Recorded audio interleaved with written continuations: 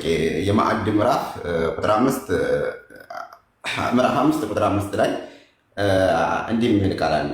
ዛሬ መልካሞች ሁሉ ለእናንተ ተፈቀዱ፣ እነዚያ የመጽሐፉ ባለቤቶች ያረዱት ምናምን ለእናንተ የተፈቀደ ነው ይለና ይሄ ማለት ምን ስላልገባኝ ነው ሳነብ አግኝቼው እና እኛ ያረድነው በስመ አብ ብለን ያረድነው ምግብ እናንተ ብትበሉት ችግር ነው። በስመ አብ ይላል። በስመ አብ ብሎ የታረደ አይልም። እሺ ለማንኛውም ላስረዳሽ፣ ቁርአን በቁርአን ይፈታል። አለልኪታ የመጽሐፉ ባለቤቶች ሲል እንግዲህ ክርስቲያንና አይሁድ ናቸው። እነሱ ደግሞ እኛ አብዛኛውን ክርስቲያን የሚያርደው በስመ አብ ብሎ ነው ብዬ ነው ያው ታውቃለህ። አብዛኛው ነው ሁሉ። አሁን ለምሳሌ እንደ ኦርቶዶክስ ሃይማኖት በስመ አብ ብሎ የሚያርደው ስለሌላው እምነትና አላውቅም። አንቀጹ ምን ብሎ እንደሚናገር ላስረዳ። በመጀመሪያ የውመ ኡሒለ ለኩም አጠይባት ወጠዓሙ ለዚነ ኡቱል ኪታበ ሒሉን ለኩም ወጠዓሙኩም ሒሉን ለሁም ይላል። እነሆ ዛሬ ለእናንተ ጥሩ ጥሩ ምግቦችን መመገብ ተፈቀደላችሁ። የነዚያ መጽሐፍን የተሰጡ ሰዎች ለእነርሱ ምግብ ለእናንተ ተፈቀደ፣ የእናንተም ለእነርሱ ተፈቀደ ይላል አይደለ? አሁን ይሄን ደግሞ ሌላ የቁርአን አንቀጽ ይፈታልናል። በምን መልኩ ቢያርዱ ነው የሚለው ስላልተገለጸ ያረደ ይሄ በዚህ እነዚህ ሰዎች ያረዱትን ብሉ ነው ያለው። እዚህ ቦታ ላይ ገብታል አይደል? በምን መልኩ ማረድ አለባቸው የሚለውን ደግሞ ሱረቱል አንዓም ላይ ይገልጸዋል። ምን ይላል? ፈኩሉ ሚማ ዙኪረ ስሙላሂ ዐለይሂ ይላል። የአላህ ስም ተወስቶበት የታረደ ከሆነ ብሉ አለ። ከአላህ ውጭ በሌላ ስም ቢታረደስ? እዚያው ምን አለ?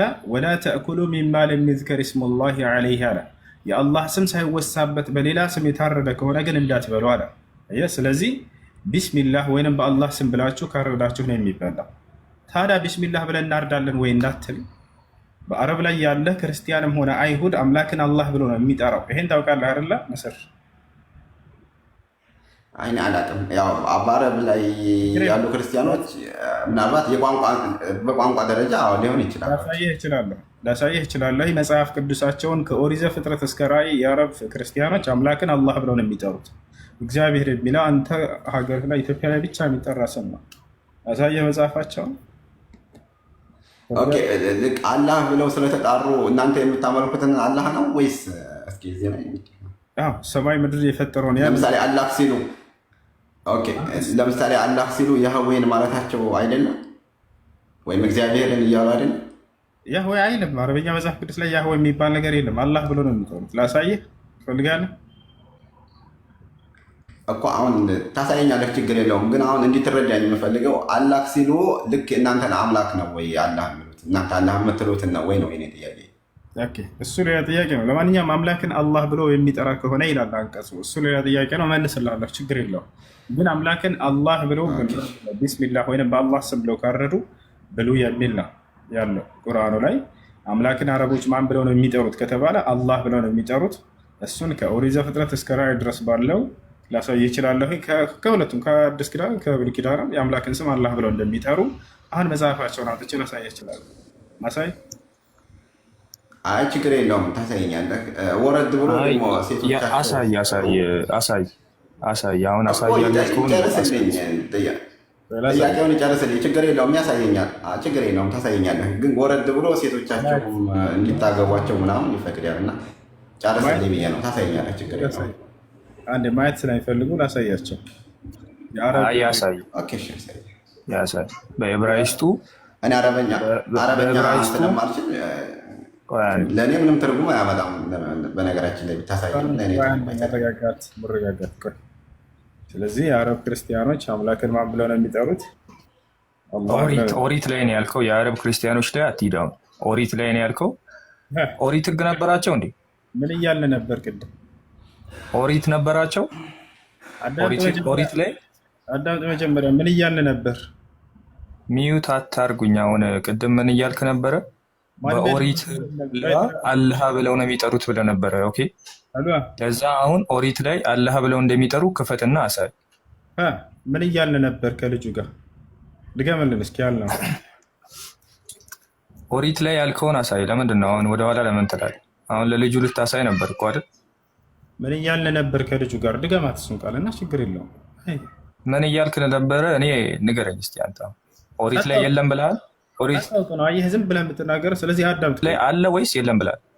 አንድ አዳምጥ። እሺ ስንል የነበረውን ልድገምልህ። አንተ ካላወቅከው ሳታውቅ ግን ዝም ብለህ አንተ የራስህ እንትን አትስጥ። የአምላክን ስም አረቦች፣ የአረብ ክርስቲያኖች አላህ ብለው ነው የሚጠሩት እያልኩኝ ነው። ማስረጃ ላሳያችሁ ነው። ከኦሪት ተሳያለሁ ብለሃል እኮ ብራዘር። አሁን ከኦሪት ተሳያለሁ ብለሃል። ለዛ ኦሪቱ ላይ አሳየን። ለምንድን ነው ሌላ ቦታ የምትሄደው? ኦሪቱ ላይ አሳየኝ። እሺ ላሳየህ ነው። ተረጋጋ። ከፈታዎች ላሳየህ ነው። ኦሪት ዘፍጥረት ምን ብለው እንደሚጠሩ አምላክን ልንመለከት ነው።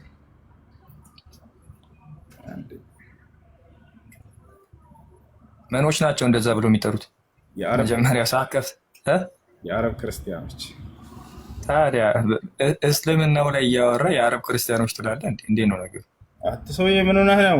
ምንድነው እያወራን ያለ ነው? መጀመሪያ አዳምጥ እንጂ። የአረብ ክርስቲያኖች አምላክን አላህ ብለው ነው የሚጠሩት እያልኩት ነው። የአረብ ክርስቲያን ይኸውልህ፣ አሁን አንተ ያልከው አላህና እነሱ የሚሉት አላህ ወይም የእስልምናና የአንተ አላህ ምንም የማያገናኘው ነው። ኦኬ፣ እሱ ለጠየቀው ጥያቄ ፋላሲ እየሰራህበት ነበር አንተ። ምክንያቱም ኦሪት ላይ አዳምጥ አንድ ጊዜ። ምን ሆነህ ነው? የአምላክን ስም የአረብ ክርስቲያኖች አላህ ብለው ነው የሚጠሩት። መጽሐፋቸውን የራስን መጽሐፍ በራሳቸው የሚጠቀሙበት ብሉይ ኪዳንንም አዲስ ኪዳንንም ከሁለቱ የአምላክ ስም ማን እንደሆነ ላሳየህ ነው እያልኩት ነው። አላህ ብለው ነው የሚጠሩት። ቆይ መች ነው የተተረጎመው? ወደ አረብኛ ባይብል የተተረጎመው? ቆይ አትረብሽ። የአምላክን ስም አላህ ብለው እንደሚጠሩ ላሳየህ ነው። እሺ መጽሐፋቸውን ላሳየህ። እሱን እኔም አውቃለሁ። እሱን እኔም አውቃለሁ። እናመሰግናለን። አንዴ ሜት አድርግ። አትረብሽ። አዳምጥ። እዚህ አምላክን ስም አላህ ብለው ነው የሚጠሩት። አንዴ ይሄኛው ኢንተርኔት እንትን አለለም ብለኝ ነው። ማን ነው የሚከፍት? ዛህራ ይዘሻል? ሌላ ስልክ አለሽ? እነግርሻለሁ። ችግር የለውም። በቋንቋው ደረጃ እኮ ነገርኩህ፣ እንስማማለን። በቋንቋው ደረጃ አላህ ብለው ሊጠሩት ይችላሉ። የቋንቋ ጉዳይ ስለሆነ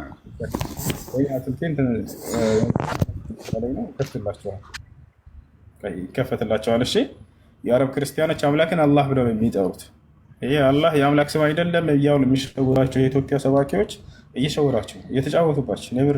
የአምላክ ስም አላህ ተብሎ ነው የሚጠራው። ተክዊን ብለሽ ጻፊና ተክዊን ማለት ዘፍጥረት ማለት ነው። ምዕራፍ 1 ቁጥር 1 አውጭላቸው።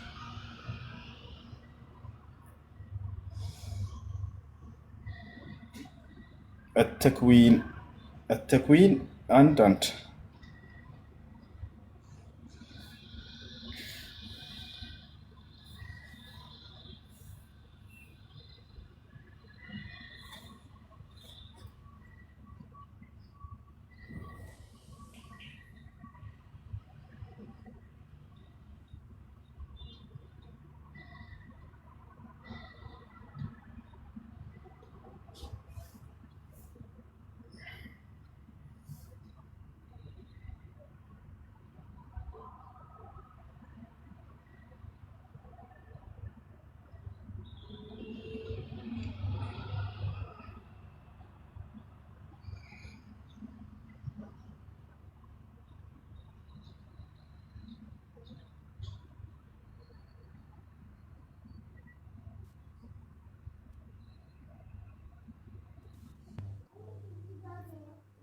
ማያ ሰላም ነው?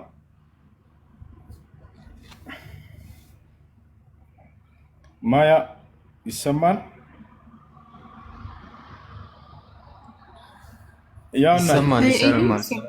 ይሰማል? ማያ አንዴ ማያ የምትሏ ከተሰማት ታናግረኝ። ሰላም ነው? እንዴት ነሽ? አለ ወንድ ነኝ። እንዴት ነህ ሁሱ? አለን። እሺ አንዴ ትቀጥላለህ። ያው ይታያል እዚህ ጋር ይሄ ዘፍጥረት ምዕራፍ 1 ቁጥር 1 ምን ይላል? ፊል በድኢ ኸለቀ አላሁ ሰማዋት ወልአርድ ይላል። አላህ በመጀመሪያ ሰማይና ምድርን ፈጠረ ይላል። ኦሪት ዘፍጥረት ምዕራፍ 1 ቁጥር 1 አላህ ብሎ ነው የሚያስቀኝተው። የአምላክ ስም አላህ ነው። የአረቦች መጽሐፍ ላይ ከብሉይ ኪዳንም ከአዲስ ኪዳንም ከፈለግ የአዲስ ኪዳን የሐዋርያት ሥራ ምዕራፍ 2 ቁጥር 22 ላይ ምን ይላል? አላህ በኢየሱስ በኩል ድንቅና ተአምርን አደረገ ይላል። ምን ይላል እዚያ ጋር? أيها الرجال الإسرائيليون اسمعوا هذه الأقوال يسوع الناصري رجل قد تبرهن لكم من قبل الله بقوات وعجائب وآيات صنعها الله بيده له እናንተ የእስራኤል ሰዎች ወይ አለ ጴጥሮስ ይችን ንግግር ስሙ፣ አላህ በኢየሱስ በኩል ባደረገው ድንቅ ተአምራት እያለ ይናገራል። የሐዋርያት ሥራ ምዕራፍ 2 ቁጥር 22 አውጭላቸው። አዕማል الرسل ጻፊ በአረበኛ የሐዋርያት ሥራ አዕማል الرسل أعمال الرسل أعمال الرسل 2:22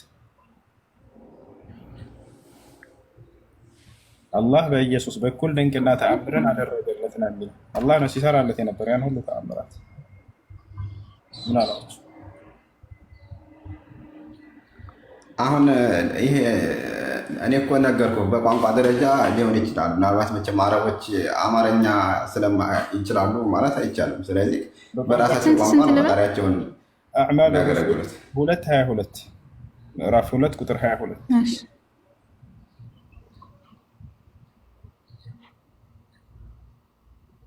እስኪ ከመጣ